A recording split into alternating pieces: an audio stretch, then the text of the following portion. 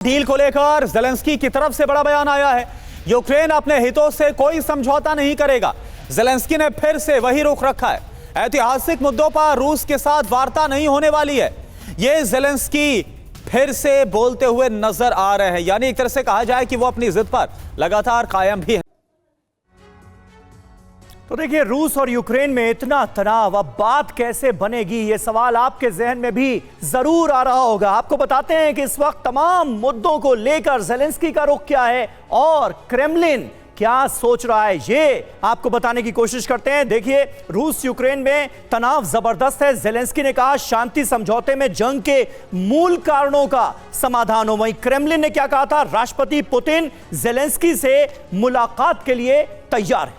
Zelensky ने क्या कहा है, पुतिन से ऐतिहासिक मुद्दों पर बात करना बेकार है। तो क्रेमलिन की तरफ से क्या कहा गया था, शांति समझौतों पर हस्ताक्षर के लिए अंतिम चरण में ही हम मुलाकात करेंगे। जी हां, युद्ध शुरू करने के कारणों पर बात करने की कोई जरूरत नहीं है, ये ज़ेलेंस्की मानते हैं। वहीं पूर्व कॉमेडियन को राष्ट्रपति पुतिन वैध राष्ट्राध्यक्ष ही नहीं मानते, ये बयान आया था क्रेमलिन का। तो बिल्कुल ये टकराव है जो साफ तौर पर नजर आ रहा है। ज़ेलेंस्की क्या बोल रहे हैं, बात नहीं करना चाहते क्योंकि मेरे पास समय नहीं है। ये ज़ेलेंस्की बोल रहे हैं कि उनके पास समय नहीं है। क्रेमलिन की तरफ से क्या बयान, मई 2024 में ज़ेलेंस्की का 5 साल का जो कार्यकाल है वो खत्म हो चुका है। यही वजह है कि उनको वैध ही नहीं मानते जिस राष्ट्रपति की कुर्सी पर वो बैठे हुए हैं। जी हां, नाटो में शामिल होने की कीव की योजनाओं पर बात हो, यह कहा ज़ेलेंस्की ने।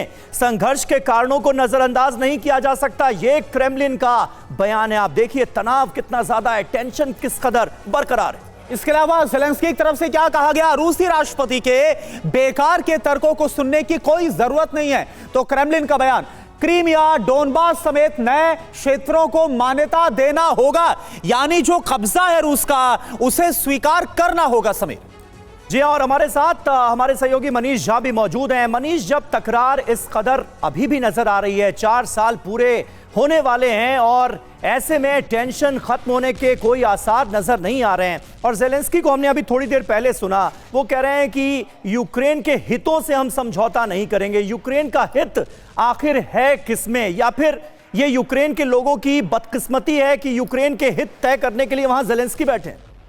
देखिए, इसमें कोई दो राय नहीं कि ज़ेलेंस्की ये सोचते हैं कि उनका जो व्यक्तिगत हित है वही देश का हित है, और इसीलिए वो ये सारी बातें कर रहे हैं। वरना उनको एक लीडर के तौर पर ये विकल्प देखना चाहिए था कि इस युद्ध को किस तरीके से खत्म किया जा सकता है, क्योंकि आखिरकार ये बम, बारूद, मिसाइल, ये सब तो गिर तो यूक्रेन में ही रहे हैं, और ऐसी स्थिति में नुकसान यूक्रेन के लोगों का हो रहा है। इस ठंड को यूक्रेन के लोग किस तरीके से काट रहे हैं वो सिर्फ यूक्रेन के लोग ही समझ सकते हैं। और सबसे बड़ी बात यह है कि पिछले 4 साल में जो लगभग में पूरी दुनिया का और खास करके पश्चिमी दुनिया का जो सपोर्ट था वो भी अब काफ़ी हद तक कम हो गया, 75% कम हो चुका है, हर तरीके से, मॉरल, पॉलिटिकली और फिर पैसे के बल पर भी।